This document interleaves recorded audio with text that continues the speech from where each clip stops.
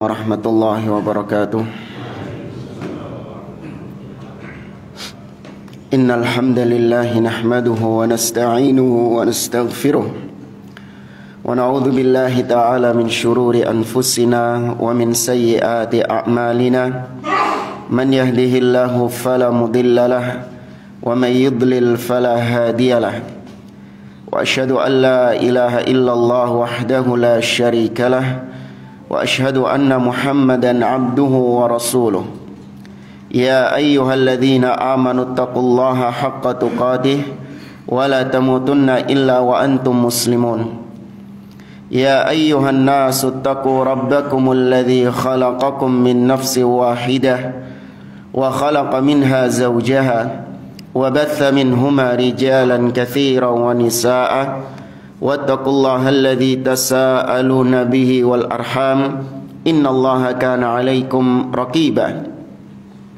Ya ayyuhalladzina amanu taqullaha wa qulu qawlan sadida yuslih lakum a'malakum wa yaghfir lakum dhunubakum wa may yuti'illaha wa rasulahu faqad faza fawzan 'azima. Amma ba'd, fa inna asdaqal hadithi kitabullah wa khairal hadi hadi Muhammadin sallallahu alaihi wasallam wa syarral umuri muhdatsatuha wa kullu muhdatsatin bid'ah wa kullu bid'atin dhalalah wa kullu dhalalatin finnar. Ma'asyiral muslimin, ikhwani fillah rahimani wa rahimakumullah. Kita melanjutkan kembali pembahasan tafsir juz amma oleh Syekh Muhammad bin Shalih Al-Utsaimin rahimahullahu taala. Masih dalam pembahasan tafsir surah Al-Asr, di firman Allah atau di ayat yang terakhir dari surah Al-Asr, illal ladzina amanu wa amilus solihat wa tawassaw bil haqq wa tawassaw bis sabr. Kecuali orang-orang yang beriman, beramal soleh, saling mewasiatkan dengan kebenaran dan saling mewasiatkan dengan kesabaran. Dan kita sudah membahas tentang watawasau bil haq.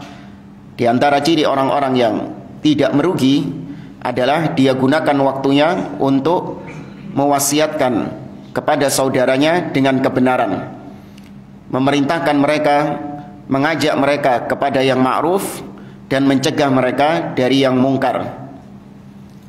Kemudian lanjut ke firman Allah berikutnya, watawasau bis sabr.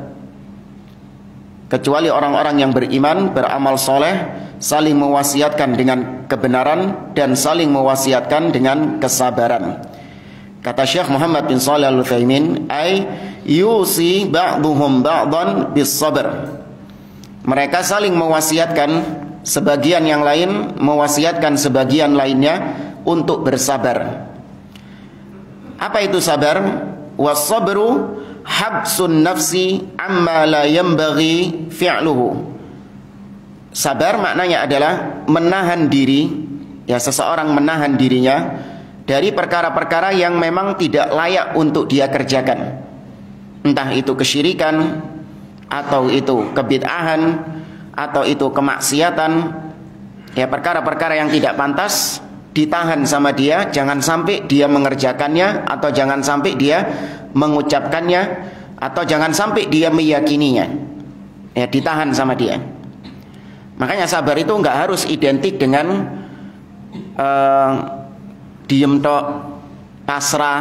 Nggak harus identik sabar itu dengan pasrah, diem, enggak.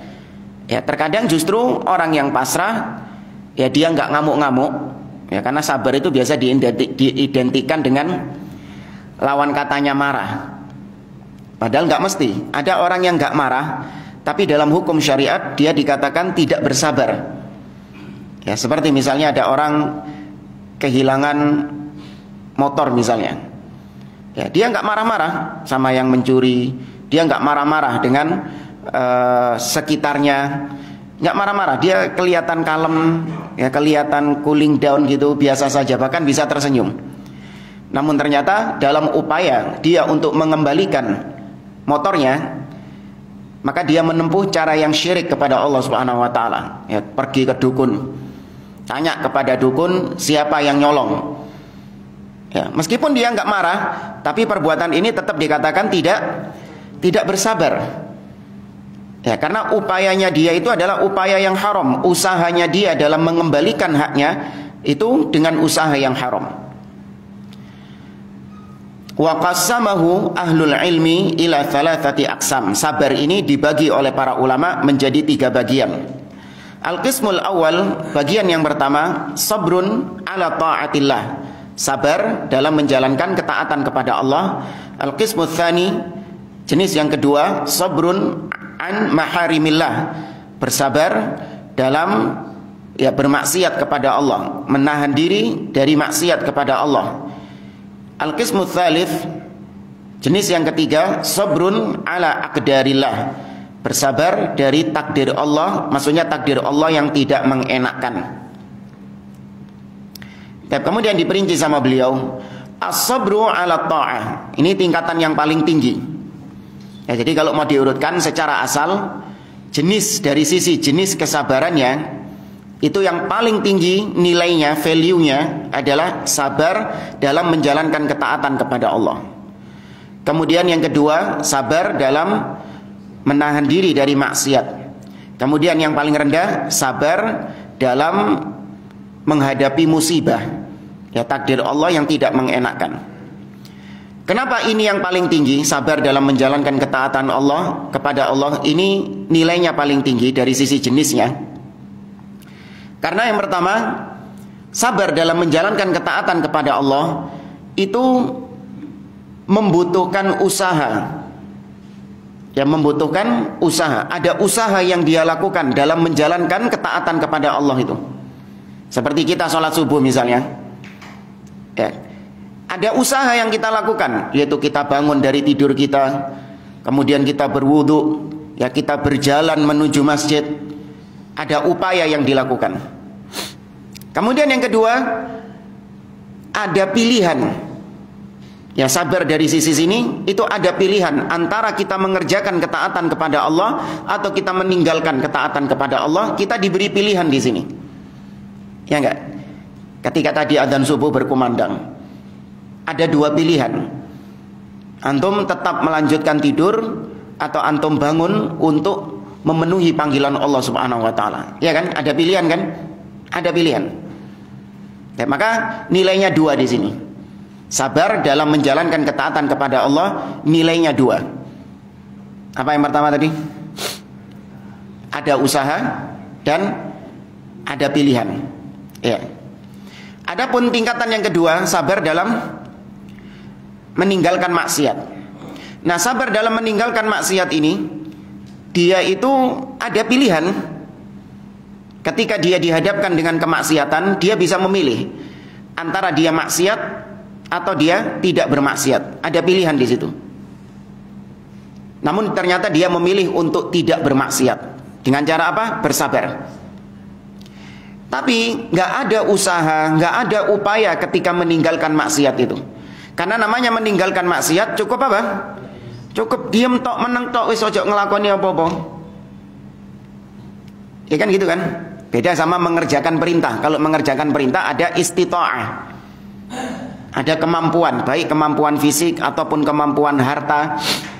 Kalau meninggalkan maksiat, ada usaha nggak? Ya usaha untuk meninggalkan maksiat, iya. Ya ada usaha untuk meninggalkan maksiat. Maksudnya adalah nggak perlu ada istita'ah. Contoh misalnya, orang yang cacat, dia dia cacat, ya katakanlah dia nggak punya kaki misalnya, nggak bisa berjalan, nggak bisa berdiri. Ya, maka ketika dia melaksanakan perintah Allah Subhanahu wa taala, maka usahanya dia semampu fisiknya dia itu. Nggak bisa berdiri, maka dengan apa? Dengan duduk, semampu fisiknya dia. Berbeda dengan meninggalkan maksiat. Kalau meninggalkan maksiat, orang cacat bisa nggak meninggalkan maksiat? Bisa, tetap diwajibkan dia meninggalkan maksiat. Nggak ada persyaratan sesuai kemampuan, nggak ada. Ya, Nabi SAW mengatakan, wa ma amartukum fa'tu bihi mastata'tum. Apa yang aku perintahkan kepada kalian maka kerjakan sesuai dengan kemampuan kalian. Diikat sama Nabi dengan istita'ah, sesuai dengan kemampuan. Tapi ketika menyebutkan maksiat, wa ma nahaitukum anhu fajtanibu, dan apa yang aku larang kepada kalian maka tinggalkan. Ada kata-kata sesuai kemampuan? Nggak ada, karena meninggalkan maksiat semuanya apa? Semuanya bisa. Yang sehat bisa, yang sakit, cacat juga bisa. Yang kaya bisa, yang miskin juga pasti bisa. Karena hakikatnya meninggalkan maksiat itu adalah hanya sekedar apa? Ya menang tok. Sopo sih nggak iso menang tok?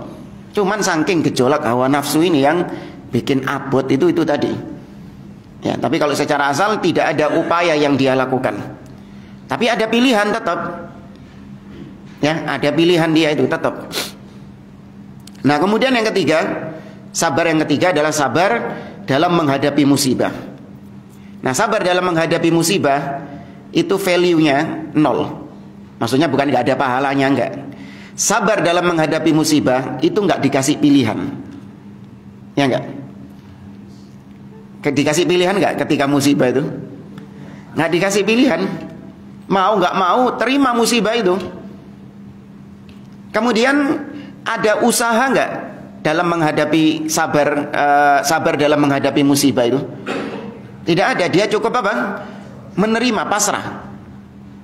Ya, dia hanya sekedar menerima saja, pasrah dari apa yang Allah takdirkan atas musibah tersebut.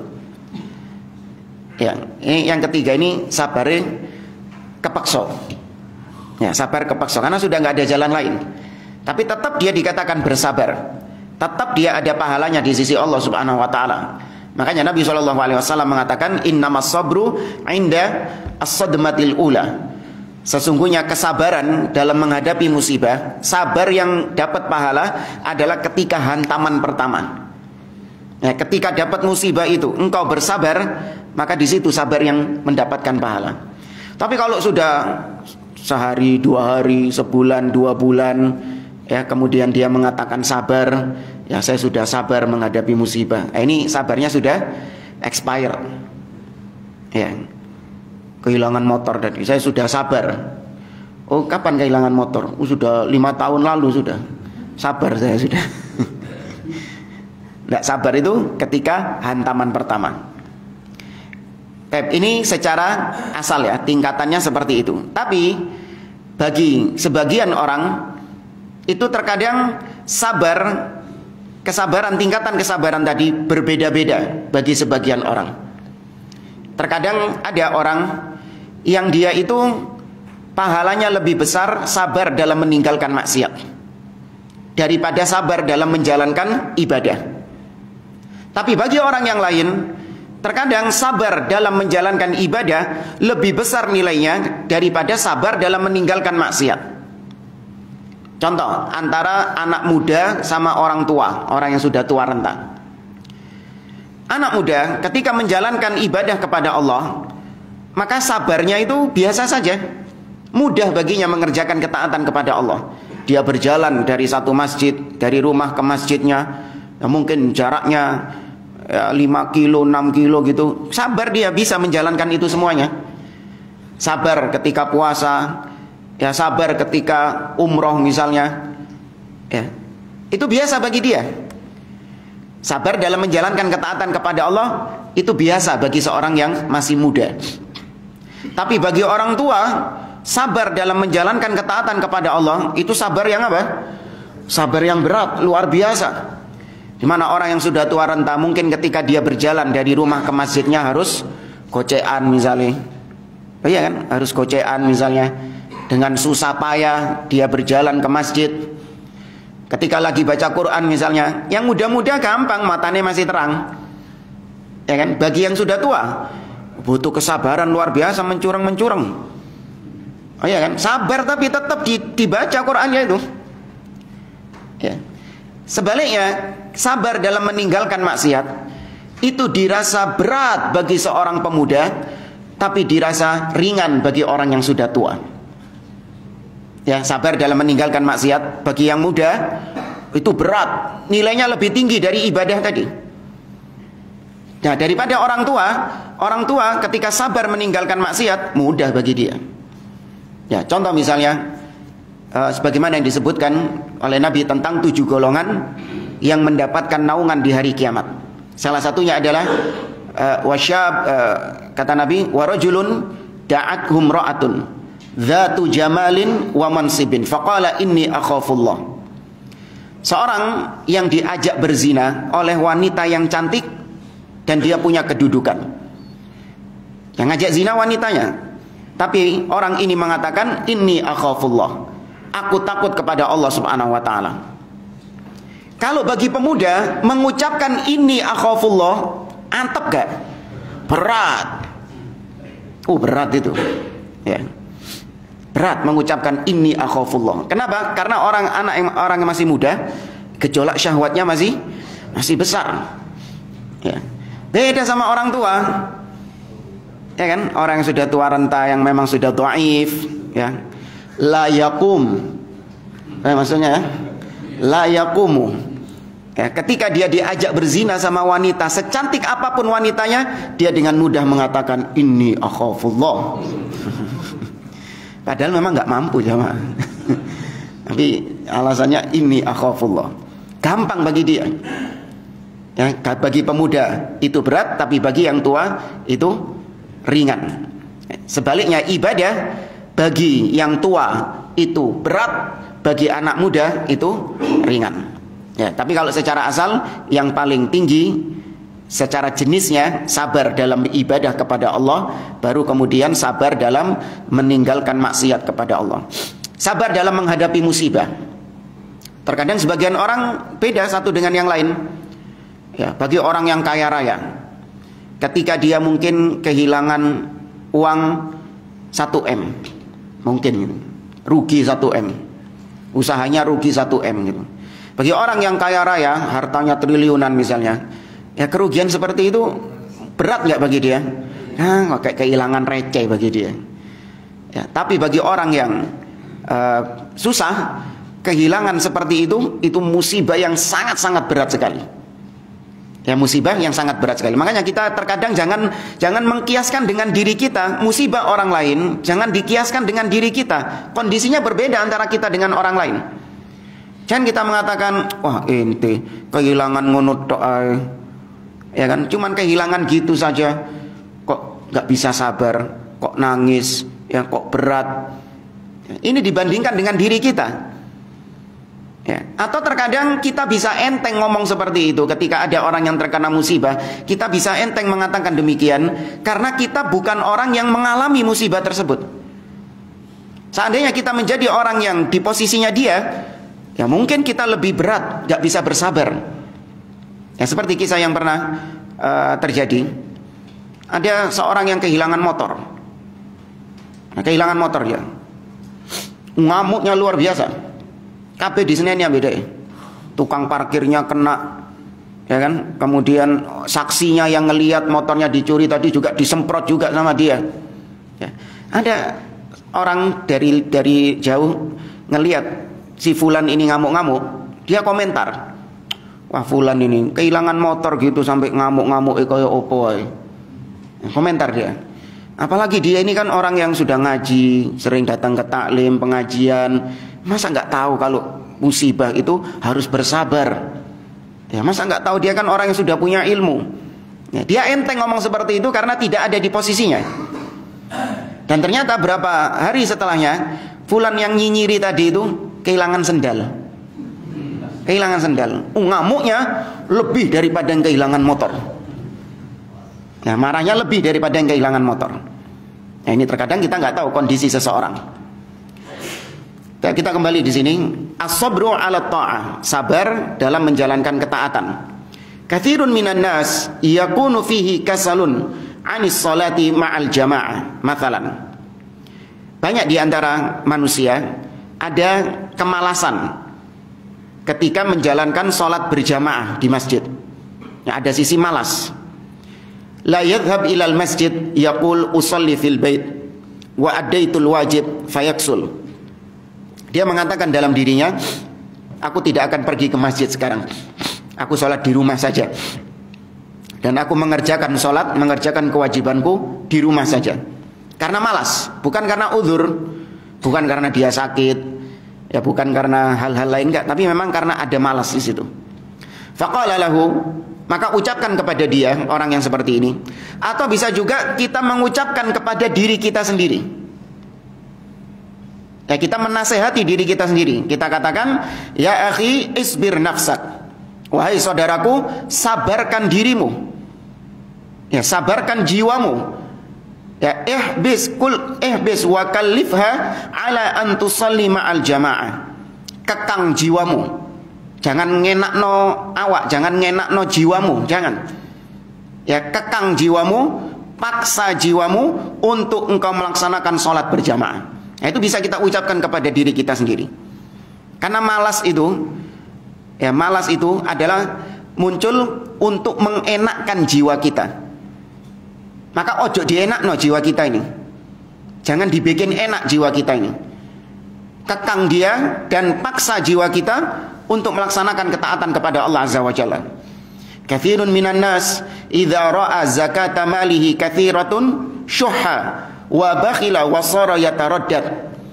Ketika seorang mendapati hartanya sudah semakin banyak, ya hartanya sudah semakin banyak, maka zakat yang dikeluarkan juga semakin besar. Ya, ketika dia tahu zakat yang dikeluarkan besar, muncul sifat bakhilnya, muncul sifat pelitnya, sehingga dia menjadi ragu untuk zakat atau tidak. Ya, mungkin kalau dia punya harta 100 juta, sudah sampai haul, ya sudah sampai haul 1 tahun, ya maka dikeluarkan berapa? 2,5 juta, si enteng sih ya. 2,5 juta, mudah sih. Larangan apa misalnya? Ya mahalan HP ku sih.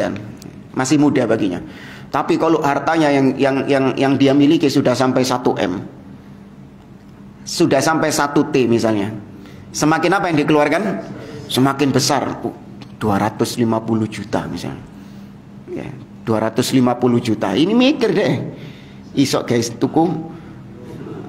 Isok kayak beli apa? Mulai mikir dia.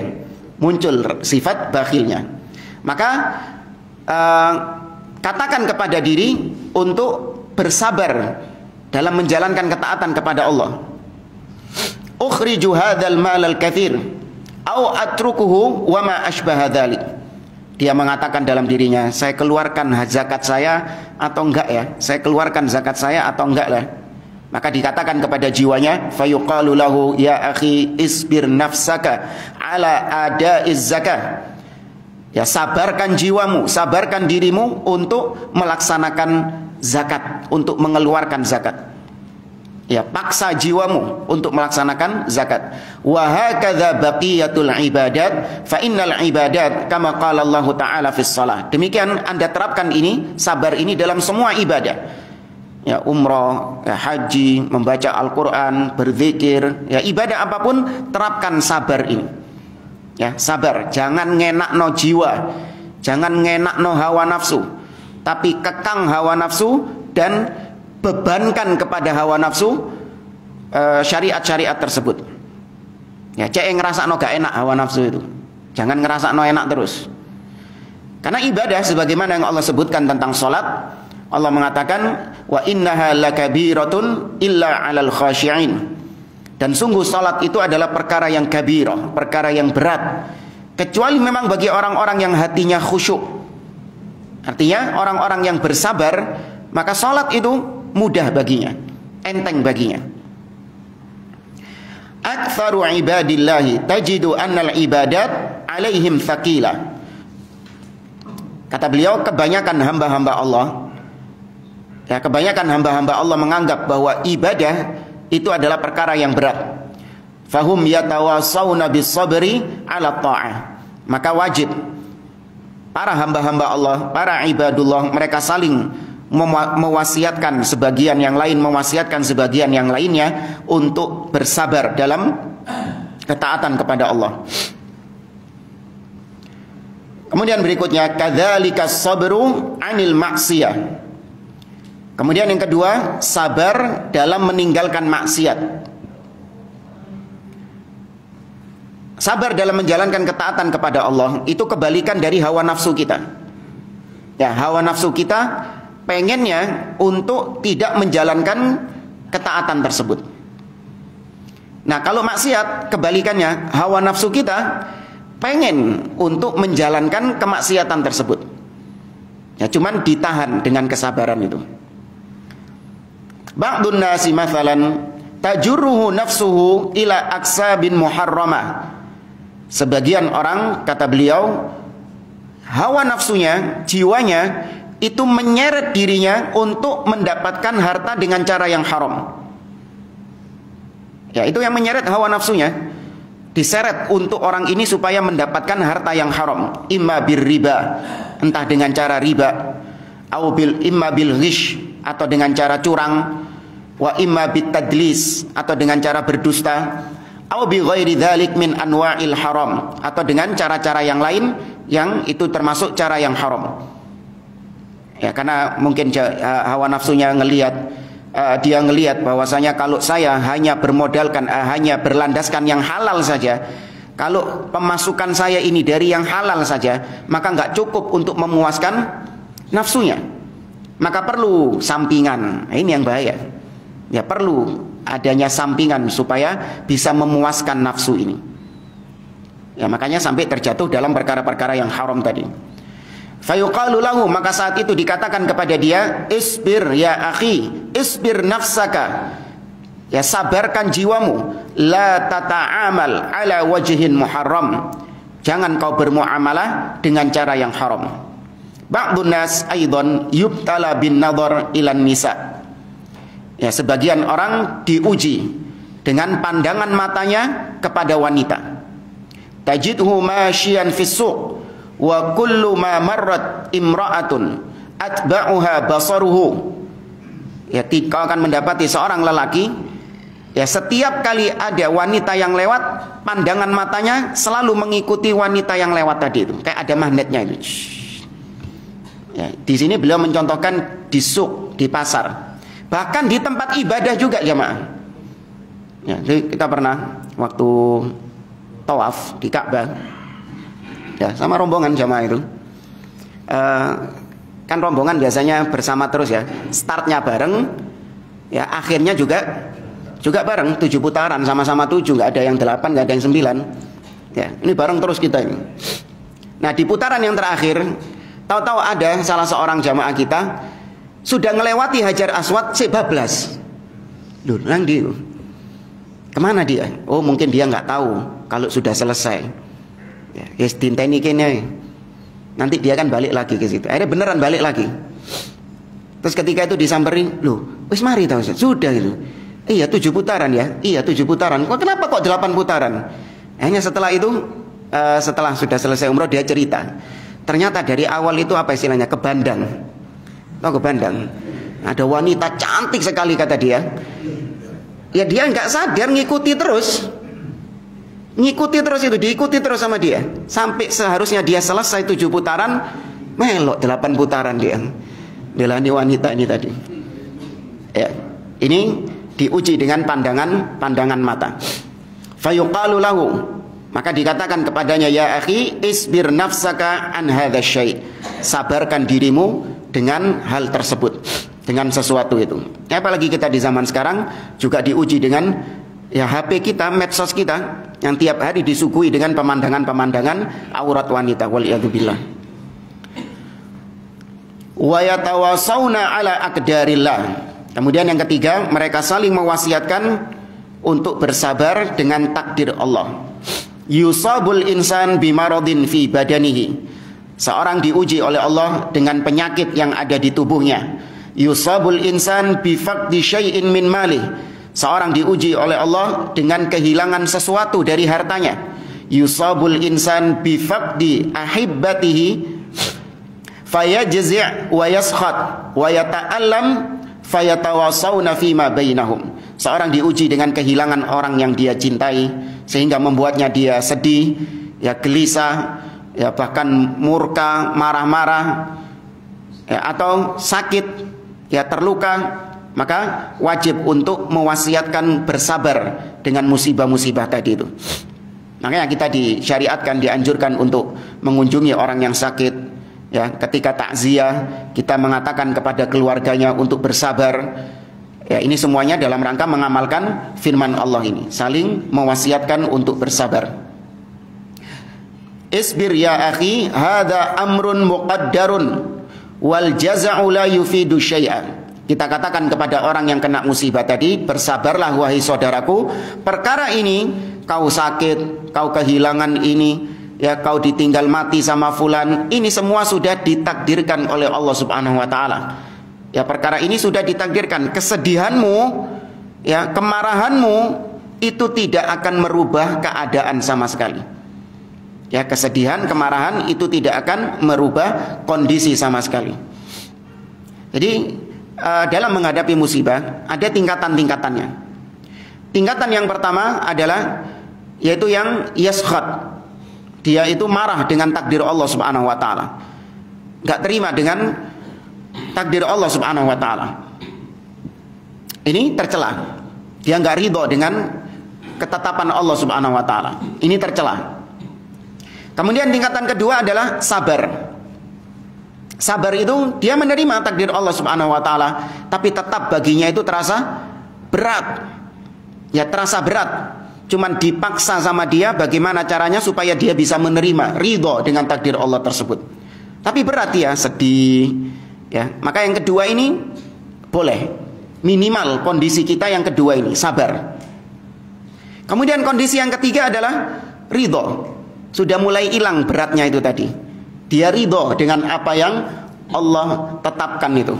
Ini biasanya berjalan berapa bulan biasanya? Baru ridho dia. Ya, berjalan berapa bulan baru ridho. Dia sudah menerima takdir Allah tersebut. Ridho dia. Nah, adapun yang keempat adalah asyukur. Diberi musibah, bersyukur, bergembira. Ya, dia terima kasih kepada Allah Subhanahu wa taala. Karena sebagian salaf dahulu, para salaf terdahulu, justru mereka ketika bertahun-tahun mereka tidak mendapatkan musibah, itu mereka khawatir terhadap dirinya. Bertahun-tahun tidak sakit, bertahun-tahun tidak ada musibah yang menimpa dirinya, itu dia mengalami kekhawatiran, kegelisahan. Jangan-jangan ini apa? Istidraj dari Allah Subhanahu wa taala. Beda sama kita. Kita bertahun-tahun nggak dapat musibah, alhamdulillah gitu. Ya, para salaf enggak, gelisah mereka. Ya, karena mereka tahu dengan musibah itu bisa menggugurkan dosa-dosa mereka, bisa mengembalikan mereka ke jalan yang hak. Makanya ketika datang musibah, bukan nyari musibah loh, nggak boleh nyari musibah, haram. Ya, terus nanti masuk tol, ya, berdiri di tengah tol biar ditabrak dapat musibah, enggak, ini enggak waras ini. Dengan musibah tersebut mereka tahu dosa-dosa mereka digugurkan oleh Allah Subhanahu wa taala. Derajat mereka diangkat oleh Allah Subhanahu wa taala. Dengan musibah tersebut mereka bisa kembali ke jalan yang hak. Peringatan dari Allah untuk berhenti dari kemaksiatan dan kembali ke jalan yang hak. Ya. Ini para salaf ketika mendapatkan musibah mereka bersyukur kepada Allah Azza wa Jalla dengan musibah tersebut.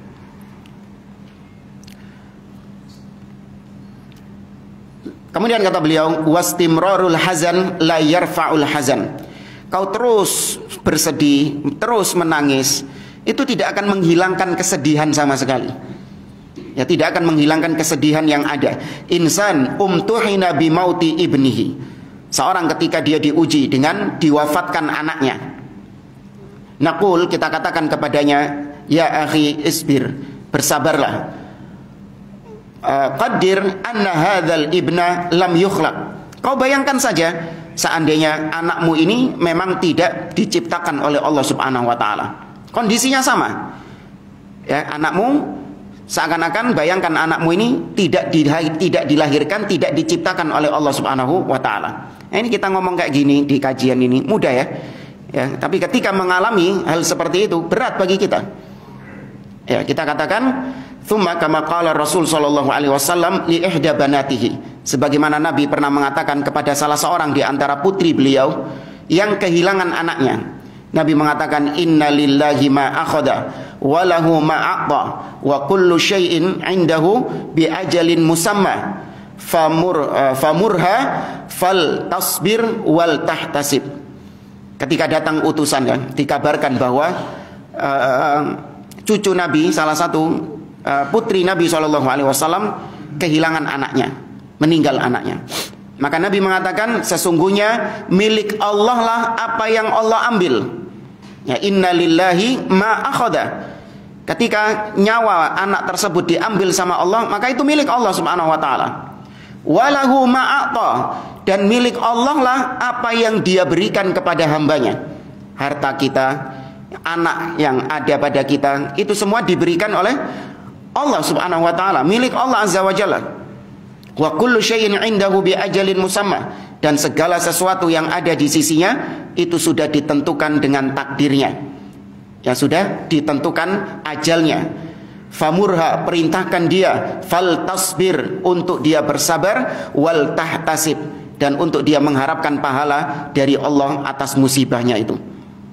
Ini yang harusnya kita lakukan kalau mendapatkan musibah, kita bersabar dan mengharap pahala dari Allah Azza wa Jalla. Sebagaimana doa yang diajarkan Nabi SAW, Allahumma jurni fi musibati wa akhlifu khairan minhu. Ya Allah, berikan pahala atas musibah yang menimpa diriku, dan gantikan dengan sesuatu yang lebih baik darinya. Ini doa pernah Ummu Salamah, ya, Ummu Salamah radhiyallahu taala anha bingung mau membacakan doa ini ketika suaminya meninggal. Ya, Abu Salamah ketika suaminya meninggal, dia bingung mau mempraktekkan doa ini. Kenapa? Karena doanya ada ucapan wa akhlif li khairan minhu, dan gantikan aku yang lebih baik darinya. Ya, maka dia bingung siapa yang lebih baik dari Abu Salamah. Dia menganggap bahwa suaminya itu adalah lelaki yang terbaik. Ya, suaminya adalah lelaki yang terbaik. Sehingga dia bingung ketika mengucapkan doa ini, siapa lelaki yang terbaik selain Abu Salamah. Hanya dia ucapkan doa tersebut, Allahumma jurni fi musibati wa akhlif li khairan minhu. Ya Allah, berikan aku pahala atas musibah yang menimpa diriku, dan berikan aku ganti yang lebih baik darinya. Dan ternyata benar dikabulkan oleh Allah Subhanahu wa taala. Ada yang menggantikan Abu Salamah lebih baik daripada Abu Salamah. Siapa? Rasul sallallahu alaihi wasallam yang menikahi Ummu Salamah. Ya. Kata beliau, al-amru kulluhu lillah, fa idza akhadha Allah taala mulkahu kaifa ta'tab ala rabbik kaifa tatasakhat. Maka semua perkara itu di tangan Allah Subhanahu wa taala. Apabila Allah mengambil apa yang Dia miliki, maka bagaimana kau bisa nggak terima sama Allah? Kalau Allah mengambil apa yang Dia miliki, kenapa kau nggak terima sama Allah dan kau murka kepada Allah? Wong itu punya Allah kok. Ya, itu milik Allah Subhanahu wa taala. Fa in qil, kalau ada yang mengatakan ayu anwa'is sabr asyaqqu 'alan nufus. Ini juga sudah kita singgung ya. Sabar mana yang lebih berat diterima oleh jiwa seseorang? Dari 3 jenis sabar tadi, sabar mana yang paling berat? Maka seperti penjelasan tadi, seperti penjelasan kita tadi, hadza yakhtalif. Ini berbeda-beda antara satu orang dengan orang yang lain. Fa ba'dun nas yashqu 'alaihi al-qiyam bit-tha'ah wa takunu thaqilatan 'alaihi jiddan. Sebagian orang berat baginya untuk menjalankan ketaatan kepada Allah. Ya, sangat berat dirasa baginya. Wa ba'dun nas bil aks. Sebagian orang justru sebaliknya. At-ta'ah hayyinatun 'alaihi. Menjalankan ibadah itu mudah bagi dia. Sangat mudah bagi dia menjalankan ibadah. Contoh yang belum kita sampaikan. Orang yang miskin sama orang yang kaya. Ya, orang miskin yang mungkin makan sehari-hari susah, ketika dia menjalankan puasa, mudah nggak bagi dia? Mudah. Memang sudah kebiasaan saya, kan gitu. Sudah kebiasaan saya, memang saya jarang makan. Mudah baginya. Kita lihat orang ini, Masya Allah ya, tiap hari, bukan tiap hari juga, maksudnya sering puasa dia. Ya, dia sering menjalankan puasa. Mudah baginya puasa. Kita melihat orang ini luar biasa. Bagi dia itu hal yang apa? Hal yang biasa. Kenapa? Karena kita justru orang yang suka makan.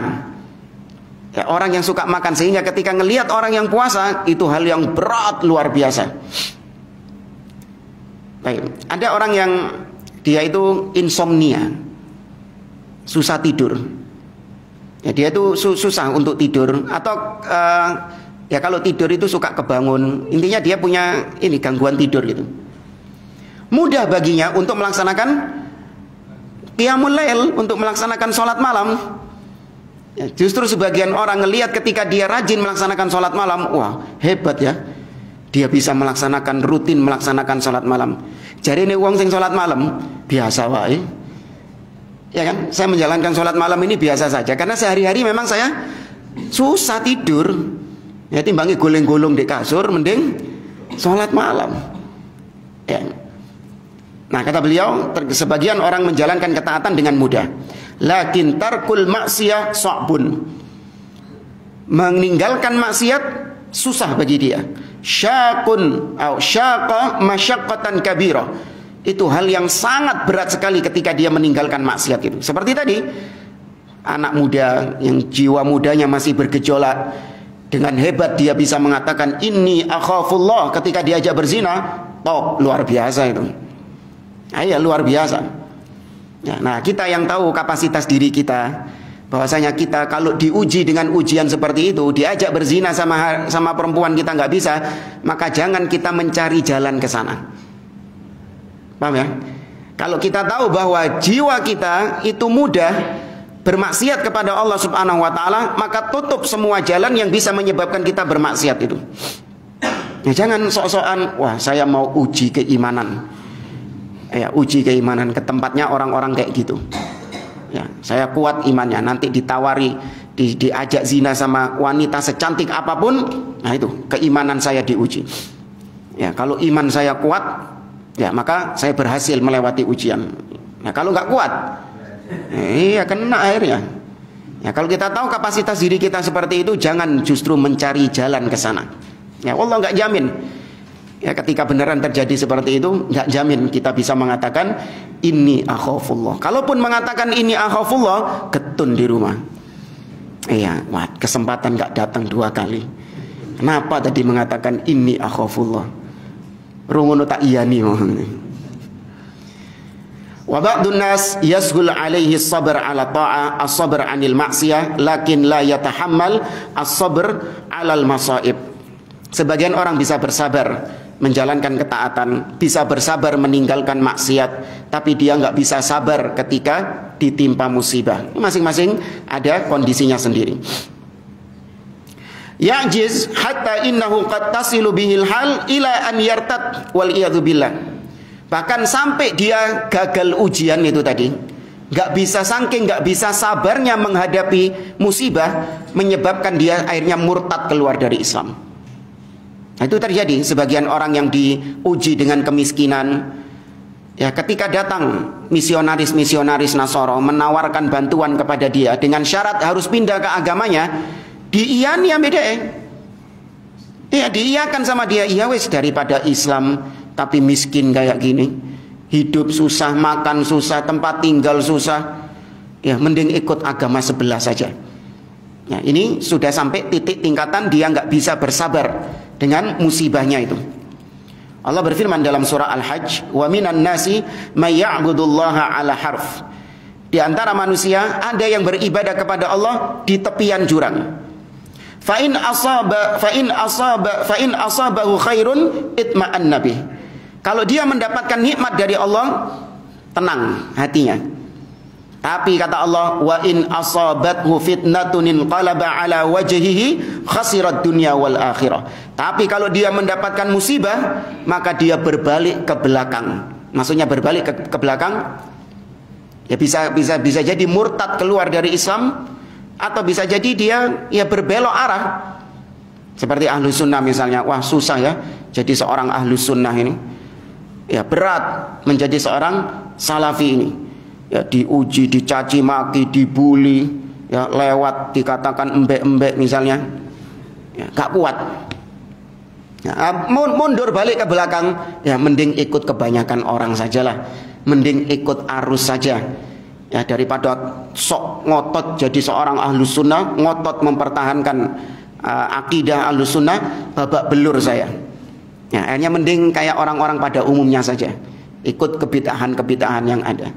Enggak, kata Allah, ini orang-orang yang merugi dunia dan akhirat. Dzalika huwal khusranul mubin. Itulah kerugian yang nyata.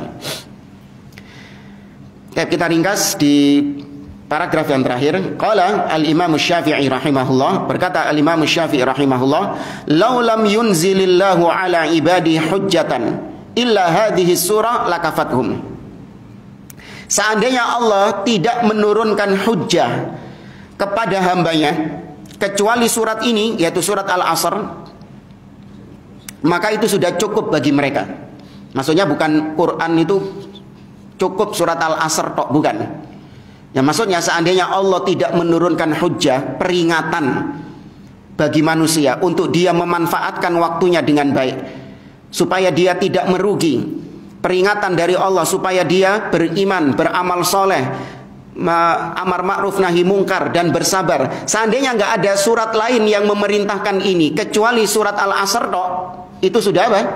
Sudah cukup. Ya, nyatanya apakah cuma surat Al-Asr yang memerintahkan kita beriman, memerintahkan kita beramal soleh, memerintahkan kita untuk amar ma'ruf nahi mungkar, memerintahkan kita untuk bersabar? Apa cuma surat Al-Asr? Tidak banyak.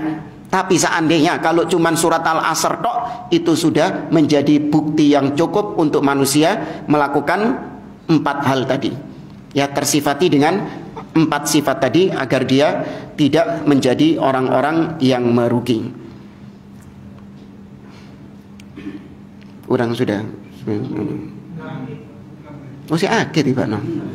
Akhir habis hari tadi. Makanya tak ringkas ini tadi. Kita baca di sini. Kata Syekh, yakni kafathum mau'izatan wa hathan 'ala tamassuki bil iman wal amali shalih wad da'wati ila Allah was sabri 'ala dzalik. Surat Al-Asr ini sudah cukup sebagai hujjah bagi mereka, sebagai motivasi untuk tamassuk, berpegang teguh dengan keimanannya, dengan amal soleh, ad-da'wah ila Allah, berdakwah di jalan Allah, dan bersabar atas semua itu. Dan di sini ada yang menarik, ad-da'wah ilallah, mengajak manusia kepada Allah. Dijelaskan oleh Syekh Muhammad bin Shalih Al-Utsaimin dalam syarah kitab Tauhid Al-Qaulul Mufid. Ad-da'wah ilallah bukan dakwah kepada dirinya sendiri, bukan berdakwah mengajak orang kepada dirinya, tapi orang diajak kepada Allah Subhanahu wa taala. Bagaimana membedakannya? Dicontohkan oleh Syekh Abdul Aziz Ar-Rais dengan contoh misalnya, antum ketika terdengar adzan, hayya 'alas shalah, ya kan? Antum mendapati ada 2 anak yang sedang main-main. Kemudian antum dakwai mereka untuk berhenti main dan melaksanakan sholat. Nah, di sini antum mendakwai dia itu antum ajak kepada Allah atau antum ajak kepada diri antum? Terbukti di sini. 2 orang ini, 2 anak ini yang tadi main-main, ketika antum ajak untuk sholat, ayo li, sholat li, ayo wis leren main nih sholat. Anak yang pertama membalas ajakan antum dengan balasan yang sopan, yang baik. Oh iya pak, ya jazakallah khair, terima kasih sudah diingatkan, senyum gitu, sopan. Sedangkan anak kedua membalas ajakan antum dengan balasan yang tidak sopan, nggak enak. Opo sih ngongkon-ngongkon? Ya kan, bapak saya juga bukan, ya gak kenal ngongkon-ngongkon sholat, ngalio. Jawabannya yang kedua gak enak jawabannya. Yang pertama sopan, yang kedua kurang ajar. Kemudian Anda masuk ke masjid dan Anda melaksanakan sholat. Ternyata setelah sholat Anda dapati anak yang jawab kurang ajar tadi ikut sholat bersama Anda. Ikut sholat bersama Anda, sing kurang ajar mangi, ikut sholat bersama Anda. Sedangkan yang sopan tadi masih tetap di luar, nggak sholat. Anda lebih cinta kepada yang mana? Yang ikut sholat atau yang nggak ikut sholat? Yang sopan sama antum atau yang kurang ajar sama antum? Nah, kalau antum ana lebih senang yang di luar itu, Ustaz. Lembut jawabannya, halus jawabannya. Wah, berarti ente tadi dakwahnya ngajaknya bukan kepada Allah, tapi mengajak untuk menghormati diri antum. Ya, tidak berdakwah di jalan Allah Subhanahu wa taala, tapi untuk menghormati antum. Tapi kalau antum cinta kepada yang sholat, meskipun dia kurang ajar, antum cinta kepada yang sholat ini tadi, berarti kan dakwah antum berhasil kan? Kembali kepada tujuan antum tadi. Antum ngajak dia untuk apa? Sholat. Tuh, yang melaksanakan tugas, yang melaksanakan ajakan antum yang mana? Yang kurang ajar tadi kan? Loh, berarti dakwah antum berhasil. Berhasil. Loh, kenapa kok antum benci dia? Karena kurang ajarnya tadi itu. Ya, karena kurang ajarnya tadi. Enggak. Jiwa kita lebih cinta kepada yang sholat tadi. Karena ketika kita berdakwah, kita ngajaknya ke jalan Allah. Bukan ngajak untuk menghormati kita, enggak. Ya, ente mau hormat sama ana, mau tidak hormat, itu urusan ente sama Allah Azza wa Jalla. Yang penting ente ana dakwai, ente ana ajak untuk ibadah kepada Allah Subhanahu wa taala. Ya. Walaysa muraduhu anna hadhihi surah kafiyatun lil khalqi fi jami'i syariah. Bukan maksudnya surat Al-Asr ini cukup mencukupi semua syariat. Enggak. Bukan itu maksudnya. Lakin kafathum mau'idhah, tapi mencukupi peringatan, ya, mau'idhah bagi manusia. Fa kullu insanin aqil ya'rifu annahu fi khusrin. Semua manusia dia harus menyadari bahwa dia dalam kondisi yang merugi, dia dalam kerugian. Illa idza tasafa bihadhihi sifatil arba', kecuali orang-orang yang tersifati dengan 4 sifat tadi: beriman, beramal soleh, berdakwah, dan bersabar. Fa innahu saufa yuhawilu biqadri ma yastati' an yattasifa bihadhihi sifatil arba'. Kalau orang dia sudah sadar dia dalam keadaan yang rugi, maka dia berusaha sesuai kemampuannya supaya dia menjadi orang yang tersifati dengan 4 sifat tadi. Wa ila takhlisi nafsihi minal khusran, supaya dia terbebaskan, lolos dari kerugian itu. Ya, kembali ke ayat yang pertama, ke ayat yang kedua, innal insana lafi khusrin. Ini mencakup semua manusia. Semua manusia pasti merugi. Nah, bagaimana supaya lolos dari kerugian tersebut? Dia berusaha untuk mensifati dirinya dengan 4 sifat tadi. Nas'alullaha an yaj'alana minar rabihina al-muwaffiqina innahu ala kulli syai'in qadir. Semoga Allah menjadikan kita orang-orang yang beruntung dan mendapatkan taufik. Sesungguhnya Dia Maha mampu atas segala sesuatu. Baik, selesai surat Al-Asr. Pada pertemuan berikutnya kita masuk surah Al-Humazah. Subhanakallahumma wa bihamdik asyhadu an la ilaha illa anta astaghfiruka wa atubu ilaik. Assalamualaikum warahmatullahi wabarakatuh.